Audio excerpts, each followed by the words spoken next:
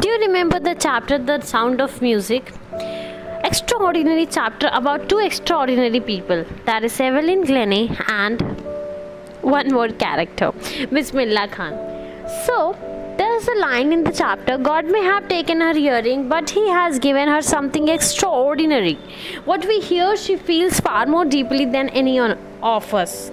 That is why she expresses music so beautifully. तो Evelyn ग्लेने का hearing power भगवान ने भले से ही ले लिया हो, पर उनको कुछ और ही स्पेशल दिया है जिससे वो हम लोग से बेटर वे में म्यूज़िक को रिप्रेजेंट एक्सप्रेस कर पाती थी. The Sound of Music Part 1, Evelyn Glennie.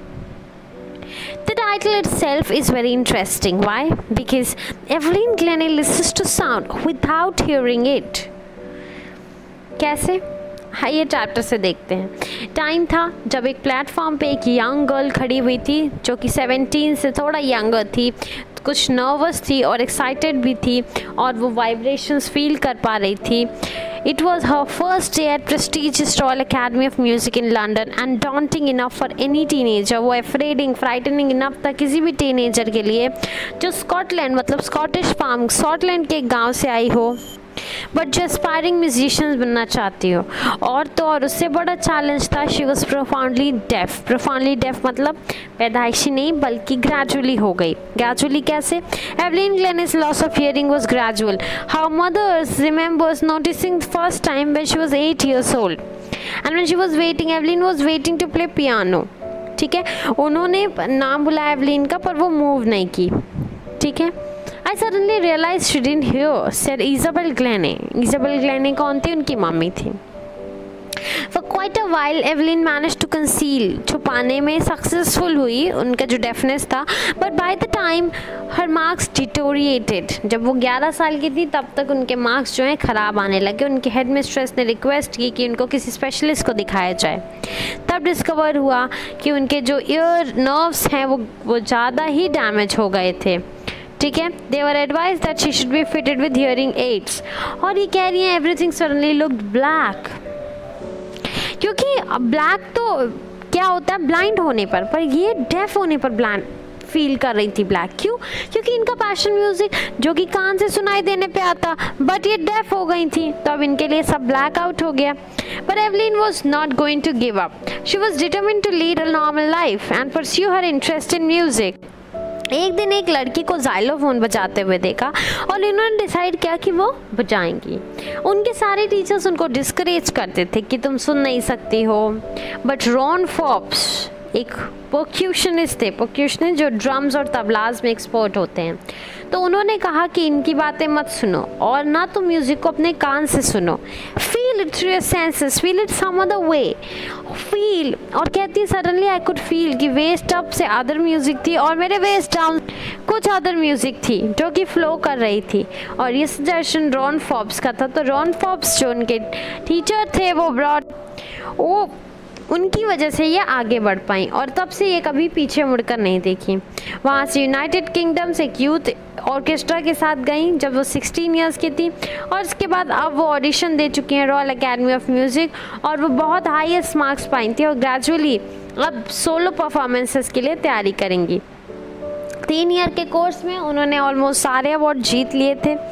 Evelyn won't accept any hint of heroic achievement इन सब के लिए. कहती हैं कि अगर आपको पता है आपको कहाँ जाना है और आप उसी पथ पे हार्ड वर्क करते रहें तो आप पहुँच जाएंगे जहाँ पर आपको जाना है. और इस तरह से उनका एक बहुत हेक्टिक इंटरनेशनल शेड्यूल था. थाउजेंड्स ऑफ इंस्ट्रूमेंट में मास्टरी कर चुकी थी.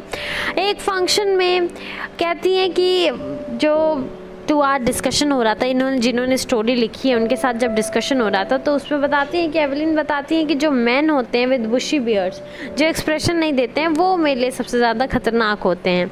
ठीक है, और कह रही है कि ये सब तो ठीक है पर समझ में नहीं आता ये स्कॉटलैंड से बिलोंग करके इतना फ्लुएंटली कैसे बोल लेती हैं. इनकी स्कॉटिश लिल्ट है लेकिन ये फ्रेंच और जापानीज़ भी थोड़ा सा बोल लेती हैं. इनका एक्सेंट जो है स्कॉटलैंड से है पर ये फ्रेंच और जापानीज़ भी बोल लेती हैं अच्छे से. As for music she explains it pours in through every part of my body. और म्यूज़िक के बारे में बताती हैं कि मेरे बॉडी के हर पार्ट से ये पोर इन होता है. I can feel it through my cheek bone, hair, skin, everywhere. और कहती हैं वुडन प्लेटफॉर्म में वो बेयर फुटेड बैठती हैं, रिमूविंग हर शूज़, और वहाँ से वो म्यूज़िक फील कर पाती हैं। नॉट सरप्राइजिंगली, और ये कोई सरप्राइज़ नहीं है, एवलिन अपने ऑडियंस को हमेशा डिलाइट करती रही हैं, और वो 1991 में रॉयल एकेडमी का फिलहारमोनिक सोसाइटी अवार्ड मिला था, सोलोइस्ट ऑफ द ईयर का अवार्ड मिला था, मतलब सोलो म्यूज़िक बजाने का। और तो और उनके जो मास्टर परक्यूशनिस्ट जेम्स ब्लेड हैं वो कहते हैं गॉड ने हो सकता है इनकी हियरिंग ले लियो, पर शायद इनको कुछ अलग दिया है, कुछ और ज़्यादा डीप, कुछ और ज़्यादा ब्यूटीफुल, जिससे वो नॉर्मल लोगों से ज़्यादा ब्यूटीफुली म्यूज़िक को प्रेजेंट कर पाती हैं। और एवलिन कहती हैं कि she is something of workaholic, उनको वर्क बहुत पसंद है, और कहती हैं कि I have just got to work, कभी कभी और ज़्यादा, इवन क्लासिकल म्यूजिशियंस के टाइम तो मुझे थोड़ा सा ज़्यादा हार्डवर्क करना पड़ता है, पर उसके अवार्ड्स भी एनॉर्मस हैं। और तो और रेगुलर कॉन्सर्ट्स के अलावा वो फ्री कॉन्सर्ट्स देती हैं प्रिजन्स में, हॉस्पिटल्स में। She also gives high priority to young musicians. And Richlin of Beethoven fund of deaf children, and Richlin है एक डेफ चिल्ड्रन का जो स्कूल है, उसके वहाँ से बताती हैं कि ये बहुत डेफ चिल्ड्रन के लिए एस्पिरेशन है, बहुत एस्पायरिंग, जो एस्पायरिंग म्यूजिशियंस हैं या फिर एस्पायरिंग डेफ लोग हैं उनके लिए ये इंस्पिरेशन है। ठीक है, they see that there is no where, ऐसी कोई जगह नहीं है जहाँ वो लोग पहुँच नहीं सकते हैं। एवलिन अपने एज के लोगों से जितना लोग एकम्प्लिश कर पाते हैं उसका डबल जो है एकम्प्लिश कर चुकी हैं, उससे ज़्यादा।